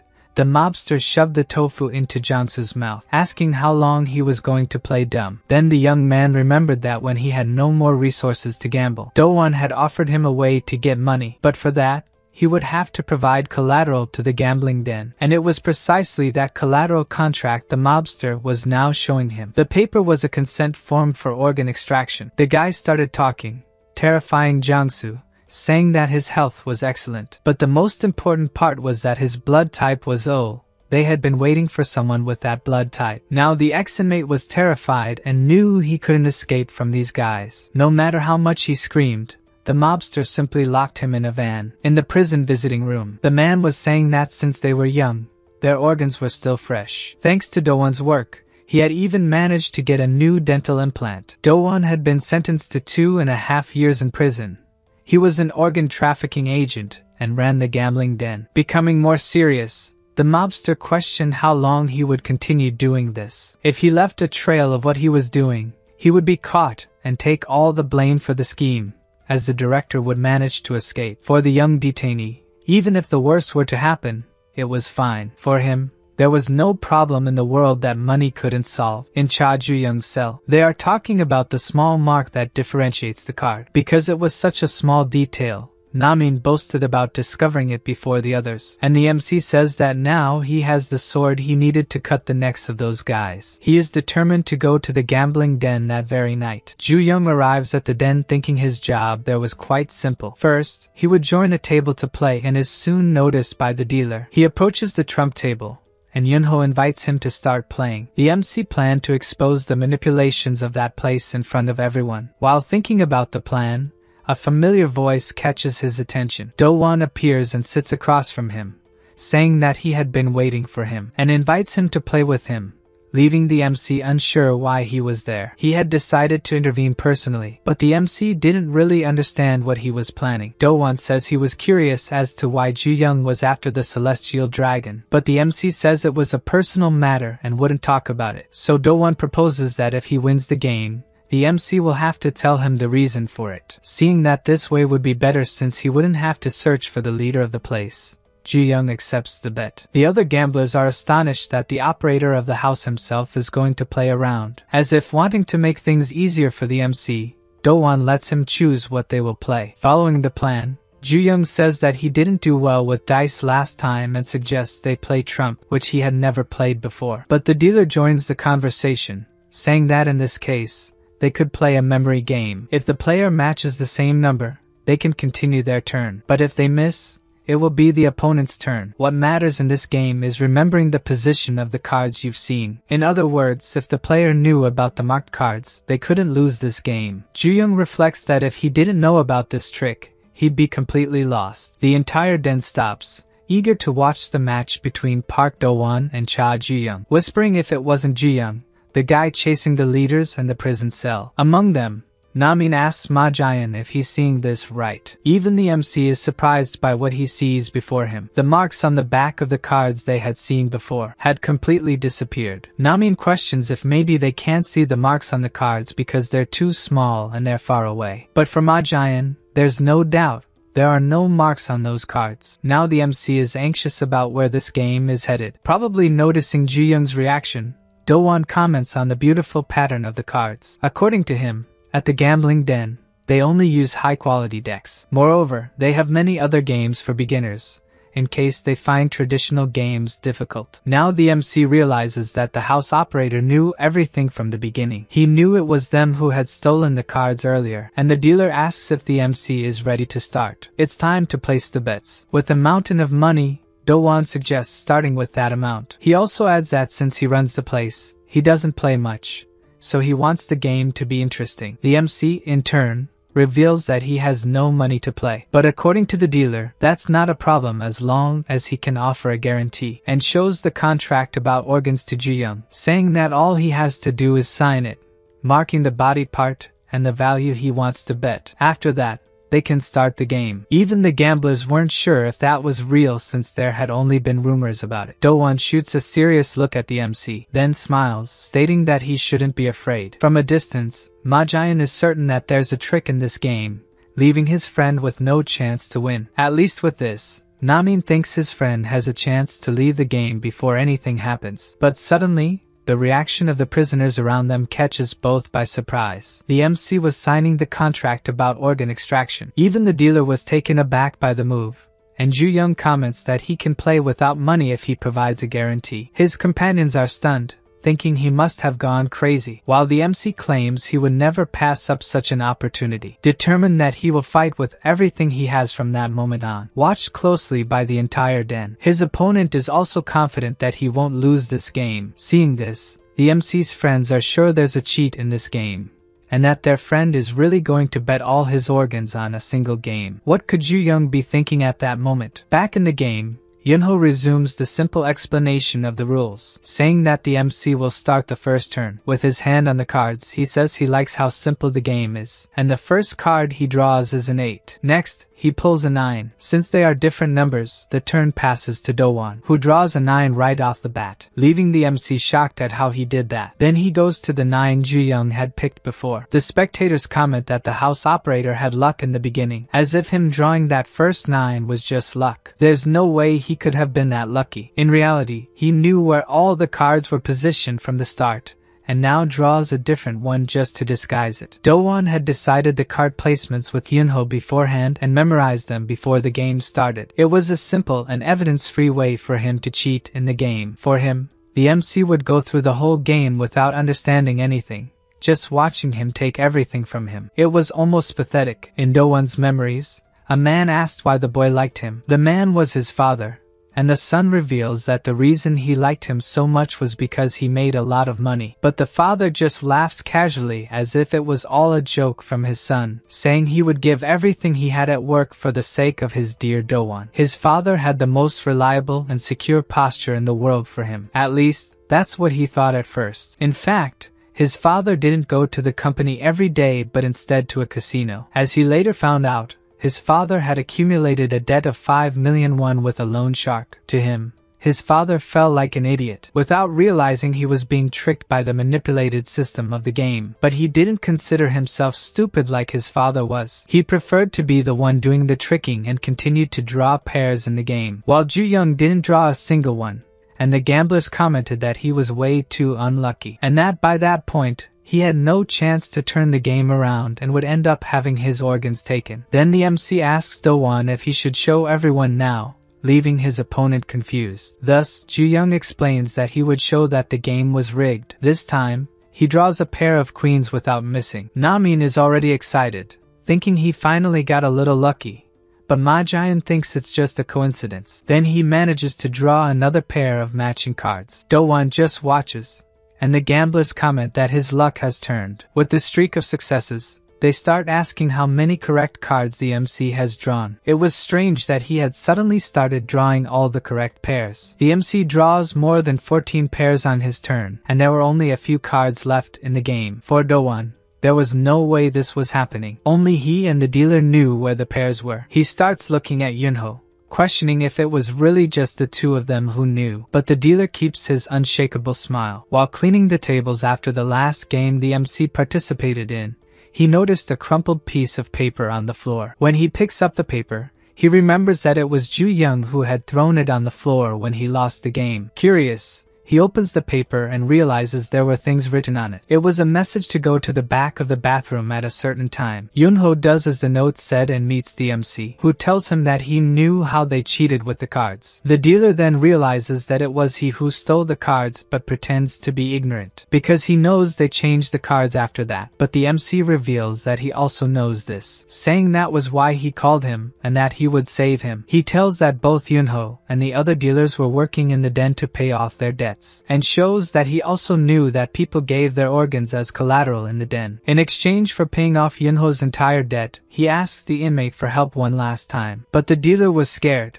If the plan didn't work, he knew Do-won would take care of him. But the MC reinforces that he knew he had a high debt, and questions whether he would be able to pay it off when he was released. All he had to do was help him. There was only a week left until he was released, and the MC doubted that the first thing he would want to do after being released would be to end up on an operating table. What he had to do was very simple. When everyone was watching the game, he had to expose the truth about the games being manipulated. Having taken all the remaining cards, the MC says he was very lucky that day. While Do-won seems indignant that this happened, then the MC corrects himself.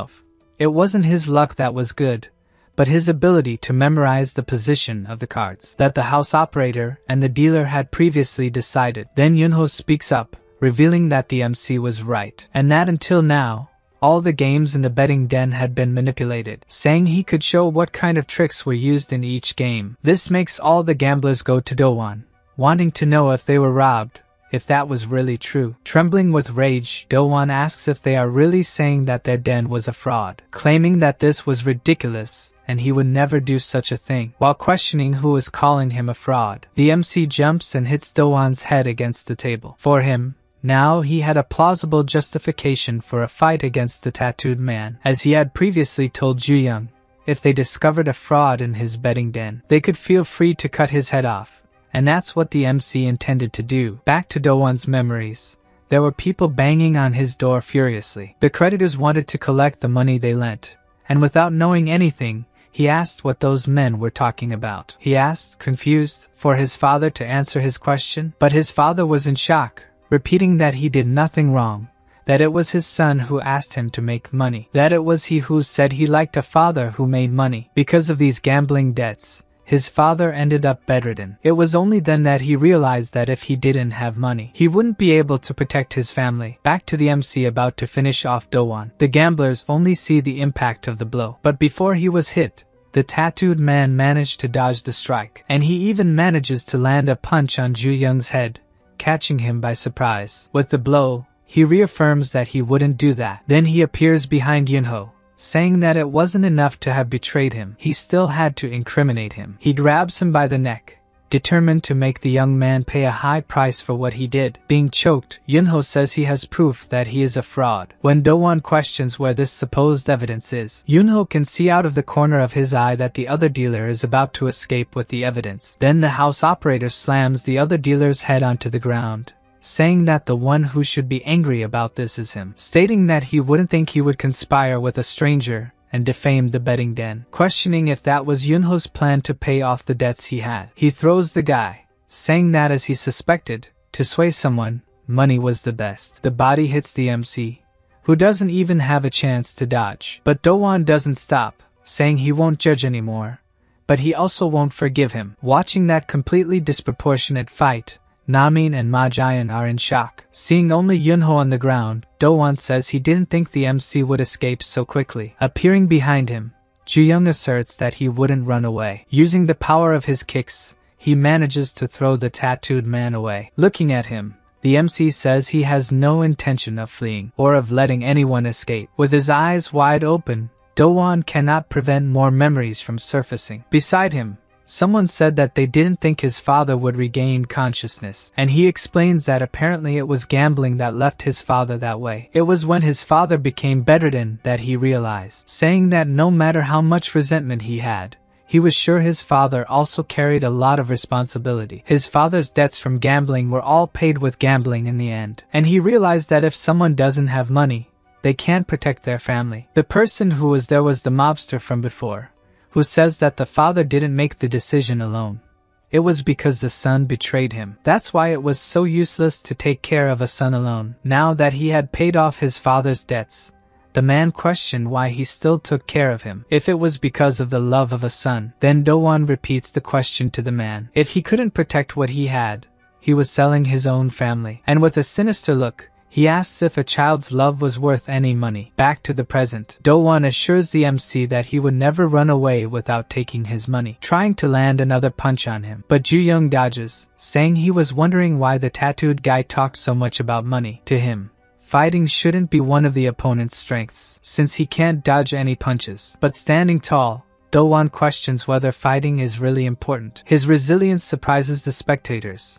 After all, he should have been on the ground by now. Then he lands a kick to the protagonist's stomach, which leaves him clutching his belly in pain. Seizing the opportunity, he delivers another punch that sends Ju-young to the ground. For Do-won, idiots like him who serve only to work under orders and get paid, fighting was less important. The MC, who had been thrown into a car, couldn't respond, and the spectators were commenting on whether he was still alive. Even Yunho is worried, questioning what had happened to Ju-young. As if nothing had happened, Do-won apologizes for all the trouble, saying that it was just a small incident and that there was no fraud in the betting den. While he was saying they would reorganize the place, the MC's voice is heard, saying he was wrong. That just like the tattooed guy said, that place didn't manipulate any of the games, and that there was no reason for the MC to kill him. Then Do-won says that even if he regrets it, the MC interrupts him by saying he doesn't need a reason. After all, that was a place for games, and at that moment,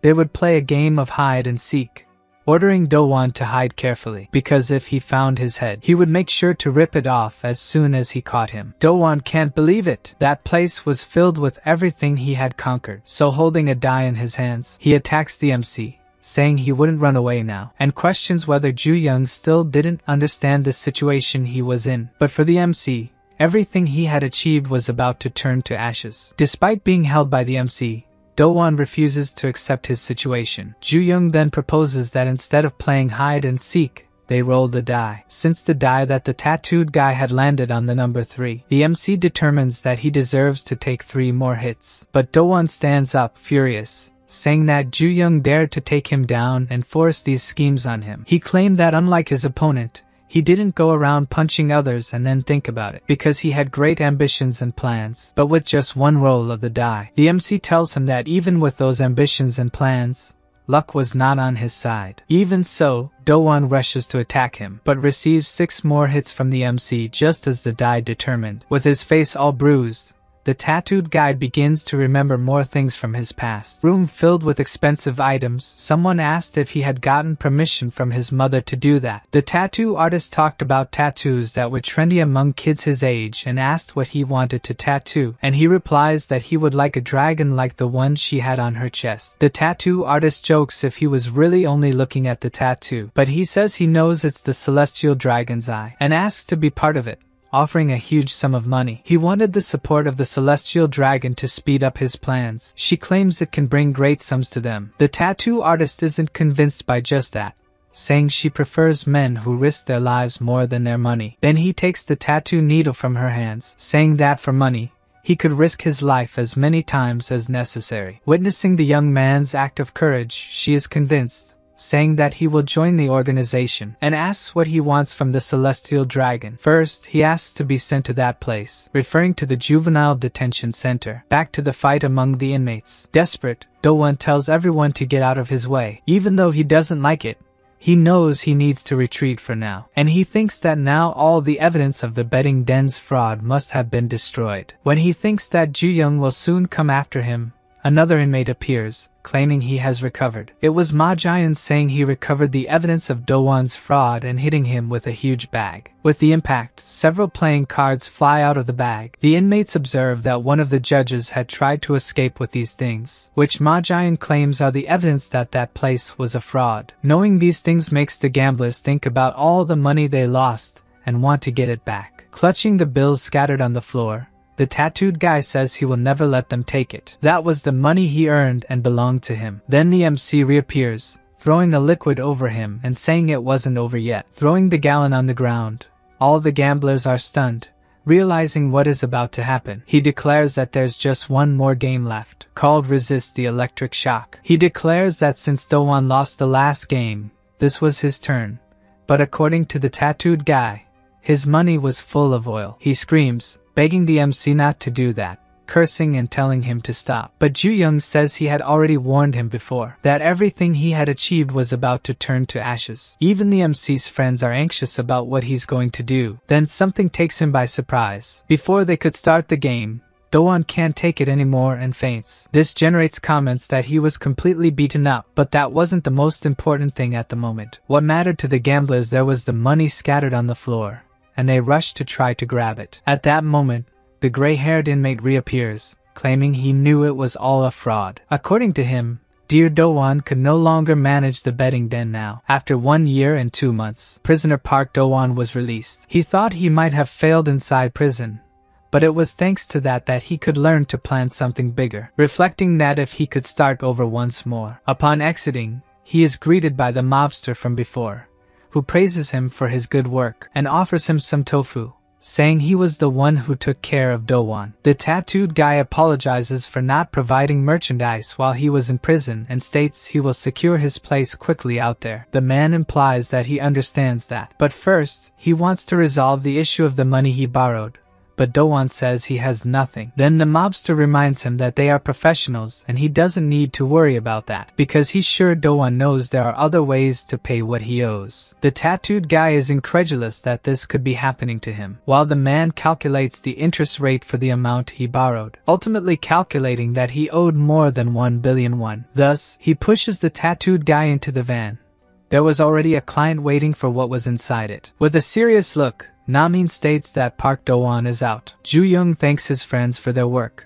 Namin found the marked cards, and Ma Jian recovered the evidence. Inside, the MC reflects that he managed to take down another one. Now he had crushed 3 seeds of the Celestial Dragon Gang, and he thought about who his next target would be. But upon entering his cell, they come across something unexpected, questioning who that inmate was and what he was doing in their cell. At that moment, Ju Young notices that the guy is holding a photo of Diyun. The gray-haired guy comments that she is the girl who died in the car accident. While saying that it was a shame, the MC lunges at him and literally grabs the guy by the neck. Then he asks Namin to bring him a pillow, and his colleague is confused about what he would use that for. Not letting go of the other guy's mouth, Ju-young explains that the pillow is to muffle any screams that might echo in the corridors. In another moment, the inmate was staring into space, counting Mother 1, Mother 2, Mother 3, until another inmate questions how many mothers the guy had. The gray one squirmed in boredom, wanting something to make his dopamine kick in. While nothing like that appeared,